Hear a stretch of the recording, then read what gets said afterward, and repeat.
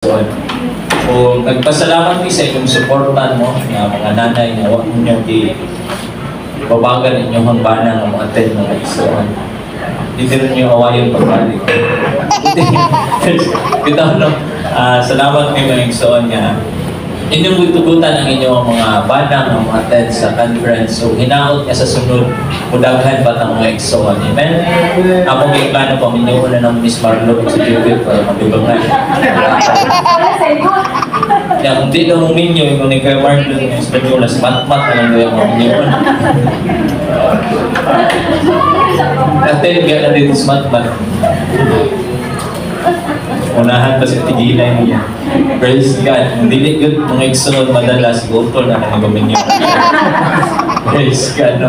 So, hinaot nga sa sunod, mo-attend yapon ta mga tatay, no? May hapit na ang balik ng Diyos mga eksunod.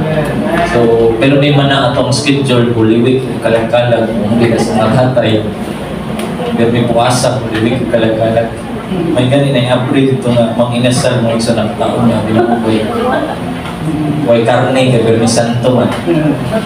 Pero minsan pa yung naibinignit niya mga eksunod. Nako may binignit yung video. Praise God. Ito magalangan mga eksunod, kailangan itong tanan ko sa pagtindog, sa pagbalik. Praise God. If you have your Bible, open it with me in the book of 1 Samuel chapter 30, verse 1 to 4. It says, "And it came to pass when David and his men were come to Ziklag, and the third day that the Amalekites had invaded the south, and Ziklag, and smitten Ziklag, and burned it with fire, and had taken the women captives that were therein. They slew not any, either great or small, but carried them away and went on their way. So David and his men came to the city, and behold, it was burned with fire, and their wives and their sons and their daughters were taken captives." Verse 4, "Then David and the people that were with him lifted up their voice and wept until they had no more power to weep." Ambak na sa verse 8, "And David inquired of the Lord, saying, Shall I pursue after these two? Shall I overtake them? And he answered him, Pursue, for thou shalt surely overtake them, and without fail recover all." Praise God. Naintak na mga eksoon sa pipila kami minuto magdadala ko sa topic na ingon, how to recover it all. Kung saan na itong pagbawi ang tanang ikuha sa away sa tuwa. Praise God. Inhangyan ako si Pastor sa kapagampo sa lubang panalangin. Praise the Lord. Nagitong na Diyos, Ginoo mo kami pasalamatan sa mga usapan imong higayon, Ginoo. Magapamati kami sa imong mga pulong sa mensahe, O Diyos. Kinutlog ikan sa imong mga pulong. Dampo kami, Ginoo, na ikaw magapanalangin, magagamit ang Brother Carl, na magkalimala, Ginoo, sa pagwali sa mga pulong mo, ni mo ang adlaw. Ninitat na, Lord, I pray for your blessing. I pray for your anointing, O God, to be upon him. Guide him, O Lord. Let the ministry of the Holy Spirit, the action coming from the Holy Spirit, O God, guide him this morning as he will be preaching your word, O God. Ginoo ang tanan, kamulang isalig kanimo, tungod kay ikaw man gayon, ang dunay mamahimo, kami mga instrumento mula alang sa imong katuyuan. Kalaygod ni Diyos ang tanan among isalig ang kitugyan kanimo. In your mighty and glorious name, O God, I pray. In the name of the Lord Jesus Christ. Amen. Sa mga kausapato ng tayo ng Diyos, hallelujah, hallelujah. God inhabits the praises and worship of His people. Praise God. Kaya na naman sa magkabitag. How to recover it all? Recover means find or regain of something stolen or lost. To get back something we lost. Nabay nawala sa inyong kinabuhi mga eksoon. Amen. Life is full of battles, setbacks, and seasons where we feel like we've lost something. Ang matag-usa ka nato mga eksoon, muagid yun o nga pagsulay sa kinabuhi. Praise God. Amen. Dili porket Kristohanon ta mga eksoon, immune na ta sa pagsulay. Ingon kay nila, nangalagan na Panginoon ko sa Ginoo, taghan nang pagsulay. Apan mga igsoon, sa dihang wa pa ta nangalagad sa Dios mga igsoon, wala tay kadangpanan mga igsoon. Ang dakong panalangin mga igsoon nga sa dihang nangalagad ta sa Dios mga igsoon, sa matag pagsulay anatay dalampanan. Amen. Natay mga setbacks sa kinabuhi mga igsoon or mga panghitabo nga mabati na to na nawala na ang tanan sa tuwang mga igsoon. Murag lagi sakluban ug langit ug yuta. Labi na katong ibulagan mo sa inyong mga uyaw mga igsoon. Kasi kinsa nakaagian ang mga igsoon. Ako wag mo kakaagi ang bulag-bulag. No, kinsay nakaagi nga ibulagan mga igsoon, naghilak hantod ka, walay usog mga igsoon. Some of us experience heartbreaks. Naging kanta, napakasakit. Kuya Eddie. Grabe si Brad Eddie na kids, binipasakit. Namay kanta kay parang Brad Eddie. Yes, Brad Eddie, ako na po. Sabi ko, si Pastor Mwali, din na exit na ako na kaya. Pero mga igsoon, ang Diyos maayos sa atong kinabuhi. Amen? May kuntag, huwag mong kay kwarta, Brad. Pero lingiay mong tapan mga igsoon, no, balagway kwarta. Mga Kristohanon mo igsoon gahimsog man mo dugay. Amen. Sa unang mga igsoon ingon kay ni Sister Faith, small pa daw siya, extra small karon, double XL naman daw siya mga igsoon. Di na madadawat, dawat na lang yun. Praise God. Aduna tay mga pagsulay nga giagian mga igsoon. And like David, we sometimes face situation where everything seems to be taken from us. We feel like we lost our relationships. We lost our peace, mga igsoon. Peace of mind. At tunay uban daghang kwarta pero walay peace of mind, mga igsoon. Nagsigi una-una kung ang gabi usawat ka na kung ipagastong kwarta. Sana all. Mamulima usawat pagastong kwarta. Ipangatan na diri sa mga. Ang uban mga igsoon, daghang pangandoy sa kinabuhi, but in one instance mga igsoon, mawala ang ilang pangandoy mga igsoon. The world turned upside down. Kung ang pinakasubo mga igsoon, kung mawala na ang spiritual fire sa atong kinabuhi mga igsoon, ang paghigugma nato diha sa Ginoo. Have you lost something in your life? But God has a word for us today. You can recover it all. It's time for us, mga igsoon, to recover what we have lost. Amen. Ikinahanglan nga atong bawiun na kung saan gikuha sa kaaway sa atong kinabuhi, mga igsoon. Tama na ang pagdaog-daog sa kaaway diha sa ituang mga igsoon. We need to be victorious, mga igsoon. Kaya ang Diyos nga atong gialagaran, dako mga igsoon, ug siya kanunay maninaugod. Amen. Karon mga igsoon, Easter Sunday mo kingon na nabanhaw daw ang Dios mga igsoon. Idaog niya ang kamatayon. Apan kita nasayon mga igsoon nga kausara namatay ang Dios kung nagpabiling buhi mga igsoon. So ikaw hindi ilang malikog dagat kay buhi ng Dios. Malikog ang dagat na niya mga igsoon. Kahapon dili dapat ka masamdan kay dili maayo kay patay ang Dios. Tama biya gahapon ganto daw panaayo. Praise God. Maayo na ni Ron kay ang Dios na buhi na. Praise God. Go back to our text mga igsoon. David and his men were away, and the Amalekites, ang Amalekites mga igsoon, kaliwat ni Esau mga igsoon. Amalek mga igsoon o ni apo ni Esau. O kabaluta sa story mga igsoon, sa story ni Jacob ni Esau mga igsoon. Amalekites invaded their home of Ziklag, and the Amalekites destroyed Ziklag, burning it with fire. However, the Bible tells us that the Amalekites did not kill any of the people. Wala ipatay ang Amalekites mga igsoon. In King James Version it says, they slew not any, either great nor small. It simply means that they did not kill anyone, neither young nor old. Instead of killing them, the Amalekites carried them away captive. Gikuha ang ilang mga asawa o anak ng igsoon. And when David and his men returned to Ziklag, they not only found their city burned, but worse yet, they found their wives, sons, and daughters have been taken away. 1 Samuel 30 verse 5 it says, and David's two wives were taken captives, Ahinoam the Jezreelites, and Abigail the wife of Nabal the Carmelite. Abinoam means grace, and Abigail means joy. Ang kaaway mga igsoon, gusto niyang kuwaon ang joy sa atong kinabuhi. Nga naman mga igsoon, kung mawala na ang kalipay nato sa pagpangalagad, magkaanam-anam na tagkaluya. Amen?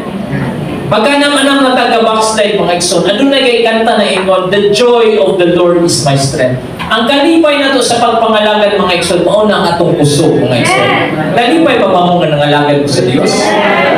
Ipakita lang ng pahiyong nang munang lipay magsubok kayo mga dagway. Nabuhi na ang Diyos mga igsoon, ano na magkasubok. Praise God. Pero Santo gawin na itong mga dagway mga igsoon.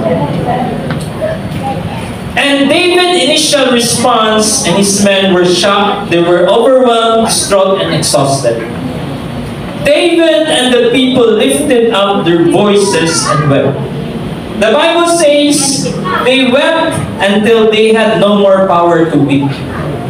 Grabe ang ilang dili ni hilak mga igsoon sa nag-web sa Bisaya. Di po nanilhig na Jesus wept. Ginoo nanilhig. Praise God. Na-web mga igsoon nag-agulo. Nagmauna mga igsoon.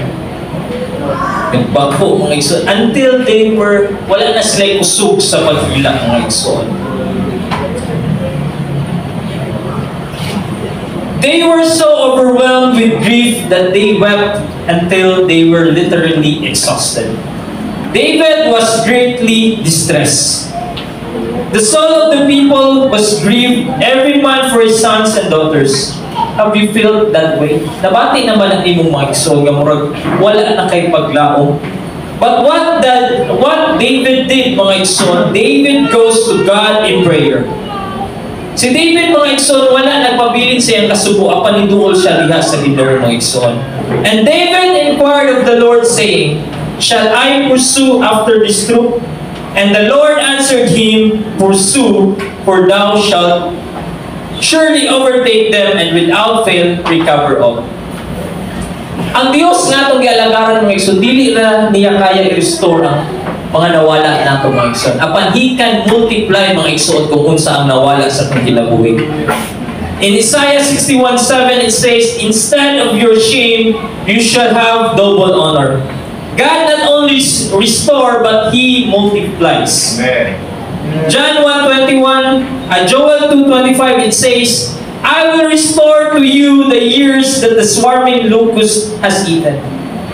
God is a restorer. Amen. Not just of things, but of time and opportunity. Yes.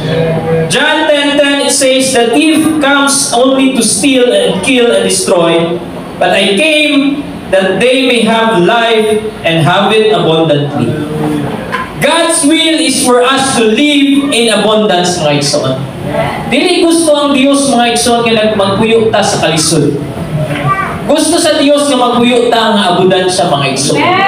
Ang atong mga dagway mga igsoon, kwartahan na kayo tag mga dagway, kwarta na lang yung kulang. Okay. Makaingon ka sila makasugat mo nga, masugatan mo sila na kalugsin nga wa kay kwarta mga igsoon. Kwartahan na kay tag dagway. Labi na nakasunod. Labi ng Amerikana. Praise God. Labi ng nag-shades. Praise God. Kwartahan kayo mga igsoon. Kwarta na lang yung ulang. Apan nasayod na mga igsoon nga ang Diyos nga itong galagaran. Matinunanon mga igsoon. And He can bless us mga igsoon. Amen? Sa unang mga igsoon sa pagsubok sa United Pentecostal mga igsoon, ang sakit sa pastor pasmo. Kaya way makaon pasmo, ulcer, karon mga igsoon, diabetes, high blood. Nag-upgrade mga igsoon, nagkasosyal na pinang sakit sa mga pastor. Taas ng BP. Muna mga igsoon, sa unang panahon, ulcer, pasmo, muna. Ngayon din sila, natigin ko magpastor. Grabe kalisod. Pero magpastor na ko. Dato'y gisimbahan mga igsoon nga. Pati credit card, dawaton. Asa mo anak. Pastor lang po. Praise God. So, swipe lang mo ison. No credit limit. Praise God. Ang atong Diyos mga igsoon, nagpanalangin good sa tuwa mga igsoon. kana nag-prove mga igsoon nga buhi ang atong Diyos nga gialagaran. Amen? Sa unang mga igsoon, doon pa kayong parkingan karon, maglison na tag-parking diya sa gawas mga igsoon. Amen! Praise the Lord! Asa lang kalibutang ni kay Marlon ihang Raptor. Hindi ka mga igsoon. Ang Diyos mga igsoon, matinun-anon din siya mga ulo. But how can we recover what we have lost? Number one, to recover what you've lost, you gotta go back to what you left. Amen. Have you remembered the last time you went into the Lord? If it's been a while, maybe you left something. Unsa man ang imong gibiyaan mga igsoon, maybe you left desperation. Maybe you left your hunger. Maybe you left your thirsting. Maybe you left your first love to God. Yes. Nakahinumdum pa ba mo mga igsoon sa katungkulan ninyong nabatyagan ang presensya sa Diyos? No? Katong batanon pa ka mga igsoon. Minalo na din na idaran na. Makuha na ito mga igsoon nga kung labi na first time ni mo nagdawat ng Diyos, kailan ka nga dapat murag every day na lang Sunday. Grabe ang imong kadasig mga igsoon. Asa naman ito ang kadasig kaniadto mga igsoon? Hinaot nga dili na lang ito history mga igsoon na panagpabili ng kadasig sa Diyos diha sa pagpinabuhi.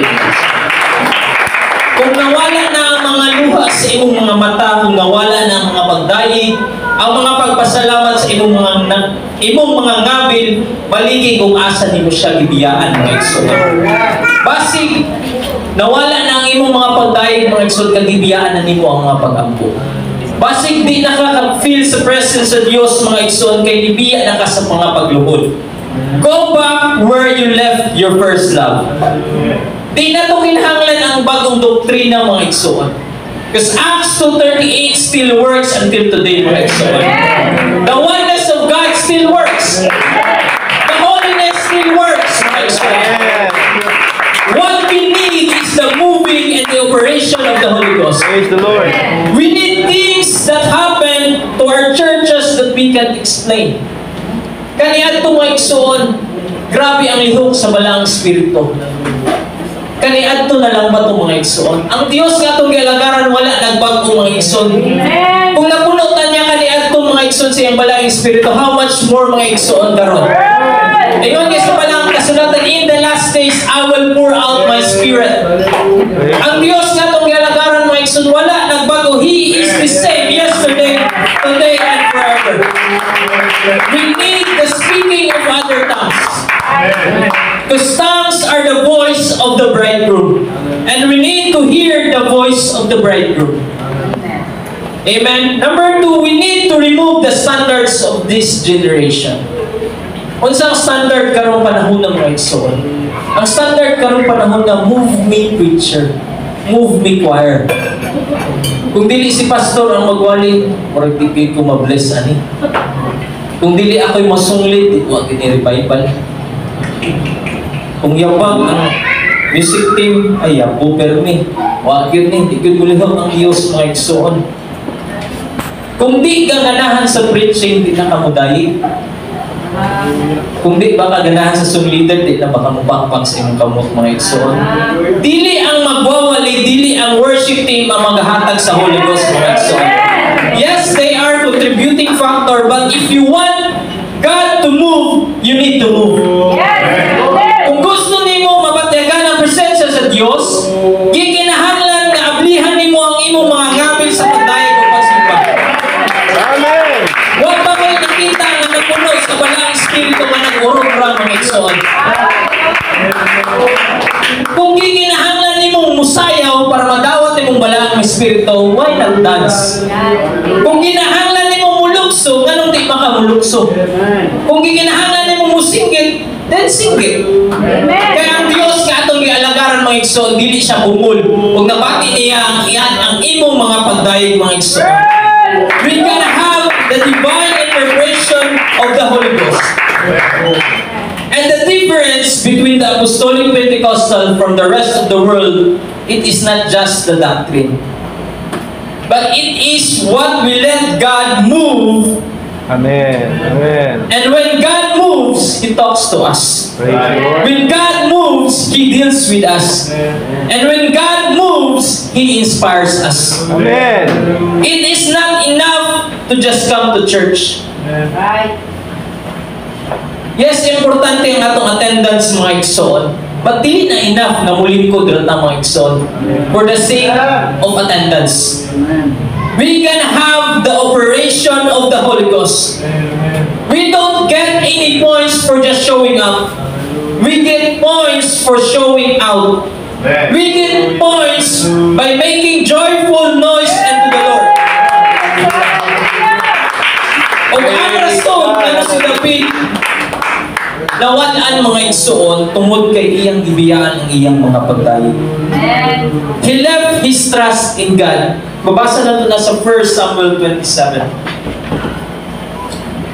If it's been a while since you felt the presence of God, since you heard His voice, you need to ask yourself, what did I leave? Unsa akong nabiyaan? Basig nibiya na ta sa mga pagpuasa mga igsoon. Basig nibiya na ta sa mga pag-ampo mo nang di na nato ma-feel ang presensya sa Diyos. Dili ang Diyos ang problema mga igsoon. Yes. Amen? Ang Diyos kanunay kaya ta niyang punuon sa iyang balang espiritu. But kung uga na ang ato ang mga pagsimba mga igsoon, dili ang Diyos ang problema. We need to examine ourselves mga igsoon. Kumusta na ba ang akong relationship sa Diyos? Amen. And David goes to God in prayer. 1 Samuel 30 verse 8, it says, and David inquired at the Lord, saying, shall I pursue after this troop? Shall I overtake them? And he answered them, pursue, for thou shalt surely recover all. David asked 2 questions, but God gave him 3 answers. Even in his distress and grief, David did not give up. David pursues and he recovers all. Kung si David mga igsoon ni give up pa, huwag niya nabawi ang mga gikuha sa iya ng mga igsoon. Busa luyo sa mga pagsulay mga igsoon, di kita mubiya sa pagpangalaga diha sa Diyos mga igsoon. Kaya asa man ta padulong kung mubiya ta mga igsoon. And number 3, you can never possess what you are unwilling to pursue. David chased for it, pursue it, and he found. 1 Samuel 30 verse 16, it says, and when he had brought him down, behold, they were spread abroad upon all the earth, eating and drinking and dancing, because of all of the great spoil that they had taken out of the land of Philistines and out of the land of Judah. Ang kaaway mga igsoon, the enemy parties over our pain. They rejoice over what we lost. But karon ta mga igsoon, kinahanglan na atong inon ang kaaway, enough is enough. It is time to recover what we have lost. I want my stuff back. I want my joy back.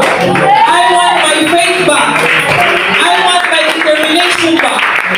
I want my praise back. I want my hunger, my thirsting back. Whatever I let go of, I want it all back. But what if David did not? What if David give up mga igsoon? What if David never prays? What if David hears God speak but never follows? What if David doesn't pursue? Then he would never get his family back. If David give up in his time of difficulty, kung di-give up si David mga igsoon sa panahon sa pagsulay, if David lets his sorrow and grief keep him from pursuing, the story ends completely differently. When God gives us a word, He requires us to pursue His promises. Amen. Dili lang magpabilin nga pulong ang pulong sa Dios mga igsoon. Di kinahanglan nga mo akta mga igsoon. Di kinahanglan nga mo lihukta. Pursuing after the things of God is the best decision we will ever make. Luke 11:9 and 10, it says, and I say unto you, ask, and it shall be given you. Seek, and ye shall find. Knock, and it shall be opened unto you. For everyone that asketh, receiveth. And he that seeketh, findeth. And to him that knocketh, it shall be opened. So the key to receiving is asking. Amen? Makakuha ba ka sa butang kung di ka mangayo? Magsige kag handom nga tagaan kag uyab, daw ang kalangayo ko uyab. Saan mo pagkakuha uyab? Naan na ganit diha, speaker good brother. Praise God. Tingog-tingog sa. Oh yun. Apit na mo balik ang Ginoo, patay ba? Praise God. Amen. Kuwang ini speaker si Sister Pina kung mga ikson. Ayan lang pala kaya nanak ko ngayon. Praise God. So the key to receiving is asking. And the key to finding is seeking. Seek in Luke 11:19 means pursue. And the key to opening door is knocking. Kung di na manuktok mga ikson, di kita pag-abdihan. That's right. And if we are going to experience the promises of God, then we have to be willing to pursue after them. We need to ask God. We need to seek and we need to knock mga ikson. Every time we pray, every time we fast, every time we sing, every time we clap our hands, every time we worship, every time we dance, we rejoice, and every time we leap for joy, it is pursuing after the things of God. Ang revival mga igsoon, ang healing, ang deliverance, dili na mo abot kung dili na to i-pursue mga igsoon. Amen. It doesn't just happen mga igsoon.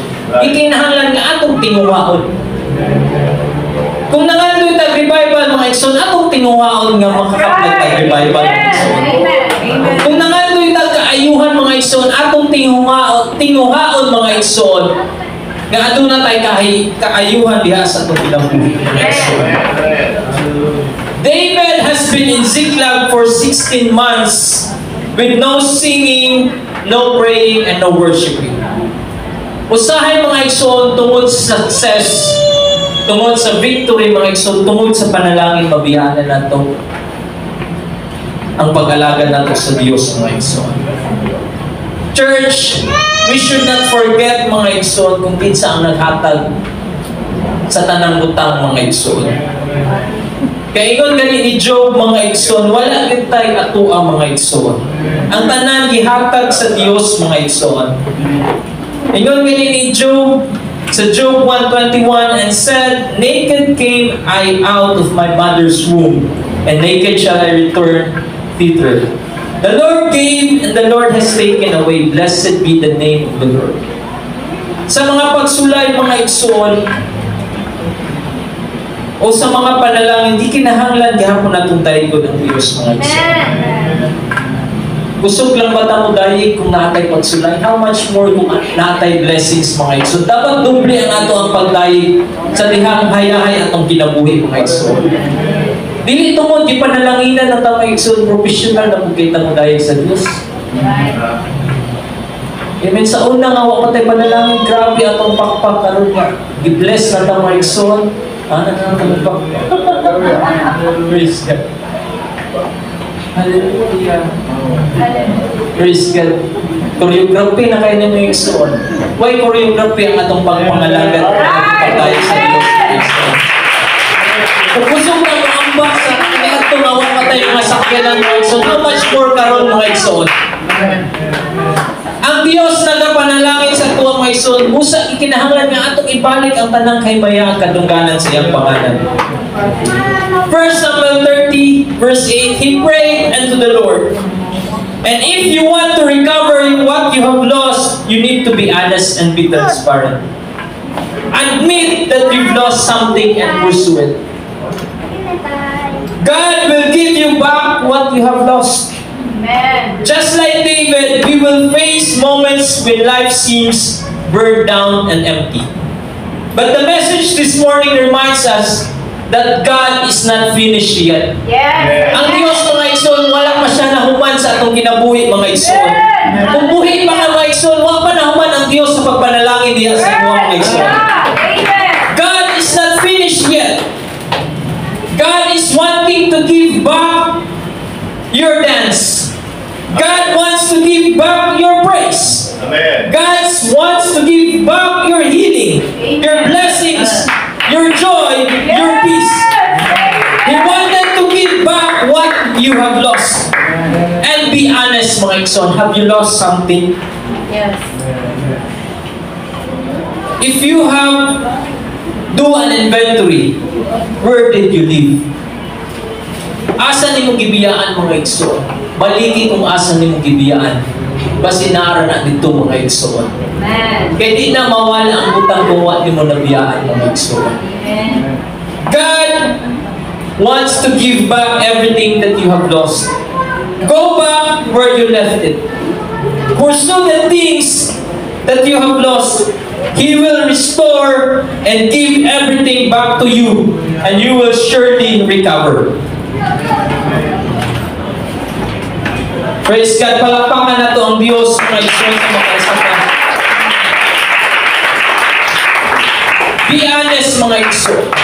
Yung kinahanglan ta maging honest sa Diyos mga igsoon. Amen. Yes, nasayo ta nga ang Diyos nakakita sa itong mga pagsulay mga igsoon. But kung dili ni mo na i-ask sa Diyos mga igsoon, katabangan ka, pasagtan na ka sa Diyos mga igsoon. Amen. We need to be honest mga igsoon. Dili na perfect. Natay mga kapakyasan mga igsoon. Busa ikinahanglan karong takna mga igsoon ato nang bawion ang tanang gikuha sa kaaway mga igsoon sa ato. Kung ikuha sa kaaway ang imong mga pagdayeg mga igsoon, baliki mga igsoon ang imong mga pagdayeg mga igsoon. Gikinahanglan nga atong buhaong tanang bawion na to tanang ikuha sa kaaway sa atong kinabuhi mga igsoon. We need to recover everything mga igsoon. Kay hapit na mobalik ang Dios mga igsoon, gikinahanglan nga atong ma-experience na mga igsoon ang iyang mga panalangin diya sa atong mga kinabuhi. Let's all stand mga igsoon. We need to tell the devil, enough is enough. It's time for me to recover what we have lost. Kung nawala na ang mga pagdayeg mga igsoon, nawala na ang mga luha diya sa iyong mga mata, sama sa kaingon gilihan, basi imo nang ibiyaan ang imong mga. Basi ibiyaan na nimo ang imong first love mga igsoon. Hinaot mga igsoon nga atong balikan mga igsoon ang atong mga pagdayeg diya sa Diyos. If you want God to move, you need to move. Dili na tutugutan mga igsoon nga ma-normalize lang every Sunday. Murag na routine na to every Sunday. Mauni ang ating hinuon, mauna. We need to treat mga igsoon every Sunday as special mga igsoon. Gikinahanglan nga dili na to i-take for granted kung ma-feel na to ang presence sa Diyos mga igsoon. Isa diha mabatikan na to ang presensya sa Diyos. It's a sign mga igsoon nga gusto sa Diyos muas ka sa iyang mga igsoon. Gusto sa Diyos na mangayo ka kung sa ang imong pagganahan mga igsoon. Kaya ang Diyos nakikistorya diha sa iyong kasing-kasing. Kung sa church, ikinahanglan nga atong we need to recover everything that we have lost. We need to ask, seek, and knock mga igsoon. For everyone that asketh, receiveth, and he that seeketh, findeth, and to him that knocketh, it shall be opened. Hallelujah! Samtang atong dahigo ng Diyos mga igsoon. Hindi na natutunan mga igsoon nga mulit na nahawang ang kasing-kasing.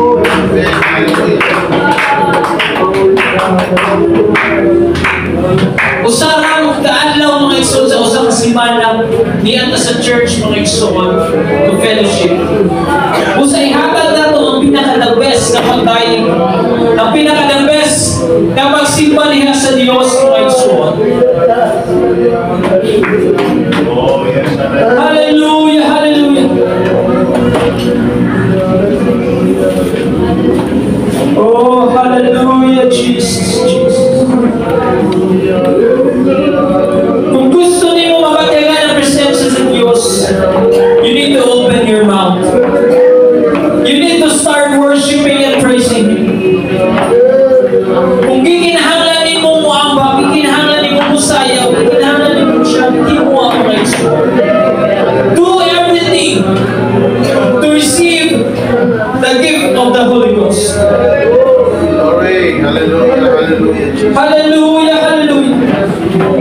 What we need in these last days is the moving and the operation of the Holy Ghost.